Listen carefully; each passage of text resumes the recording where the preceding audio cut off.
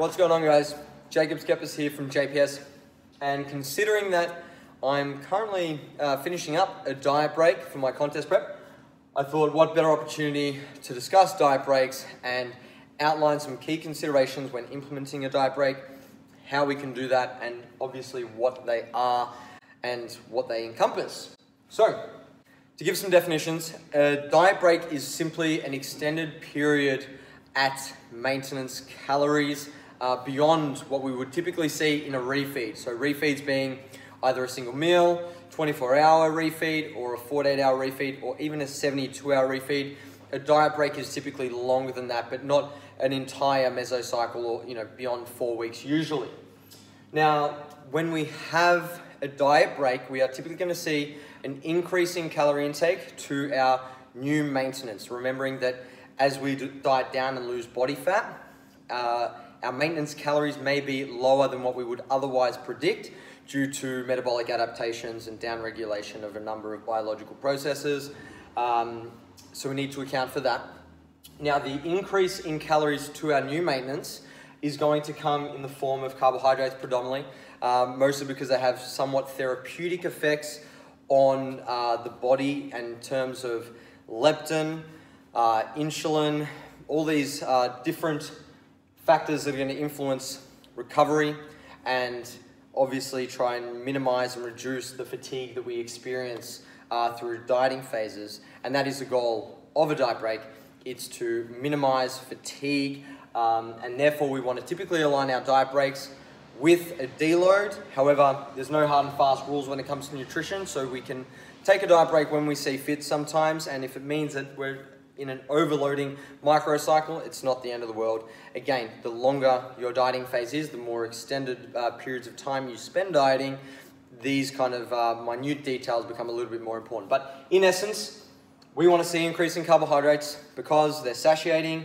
Like I said, we're going to get those therapeutic effects that can help with water retention, increase leptin, which has a number of physiological benefits related to energy expenditure. And we can also see improvements in performance in the gym, as well as some improved anabolic signaling, because carbohydrates are extremely important in the regulation of a lot of the pathways responsible for building muscle.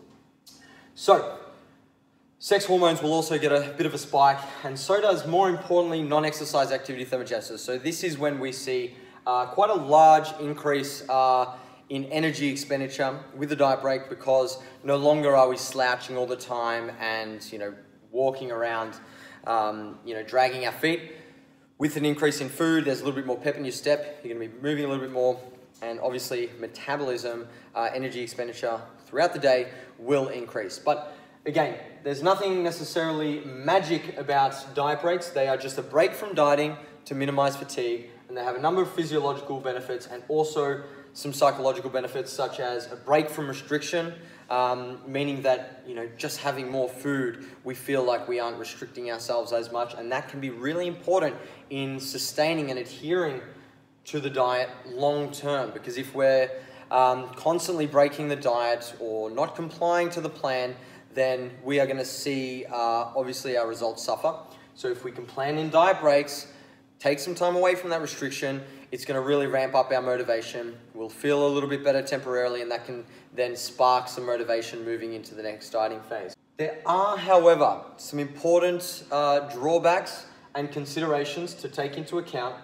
And one consideration we need to have is whether or not our refeeds are proactive or reactive. And what that means is, if we are having proactive refeeds, they're planned into our fat loss phase. For example, we might have a diet break every 8 to 10 weeks, even 12 weeks, depending on how much fat you lose, your starting body fat percentages, how aggressive the diet is, all those kind of things. But usually between 8 to 12 weeks, we want to plan a diet break in and think of them as like a sustainability tool. So we can sustain even longer periods of dieting.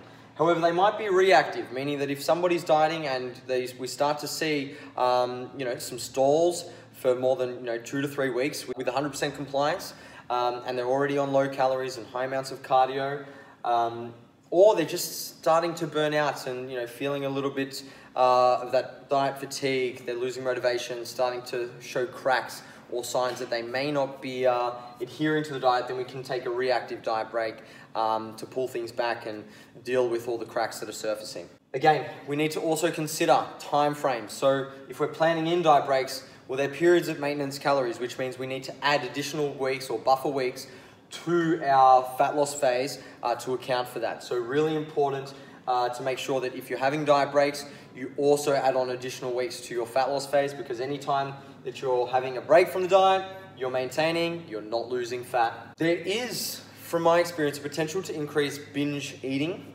when people have a diet break, because all of a sudden they've got more food and they can start to focus on the food a little more.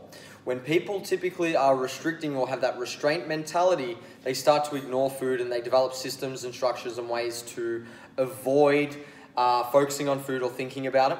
However, as soon as the diet break is there, the floodgates are open, they've got more food, and they start changing the structure, frequency, and types of foods that they consume, which leads to an increased risk of binge eating, which is why I highly recommend maintaining the structure that you have around your diet, so your habits, your behaviors, the frequency at which you eat meals, and for the most part, keeping your food choices the same, just eating a little bit more of what you're currently eating, and only introducing 1 to 2 new foods to stave off any cravings, but ensure that they're not going to trigger any binge eating, because if we go into a surplus, well, all of a sudden we can start to undo a lot of the fat loss that has occurred over the previous weeks of diet.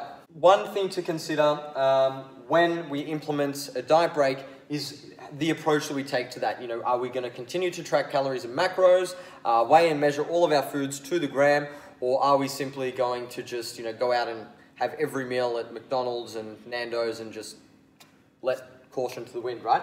I recommend reducing restraint just a little bit, enough to maintain the structure, frequency, and the types of foods, but also allow for the break from all of the restriction that we're going to be experiencing during the fat loss phase. So we could move to a semi-track, increase our ranges for our calorie and macro targets. For example, in my diet break, I went from 5 grams either side of my protein, carbs, and fats to 20 grams either side, and then 10 grams of my fats. And I used much of a semi-track, looking to get most of my protein and my calories in, and included a meal out as long as I guesstimated as best I could to fit in with my targets, because all of that, again, it just facilitates that recovery, and it dissipates both the physiological and psychological fatigue, and then it reinvigorated me to go back and diet in the coming weeks. So guys, that is Diet Breaks 101. Any questions, hit me up and I'll speak to you soon.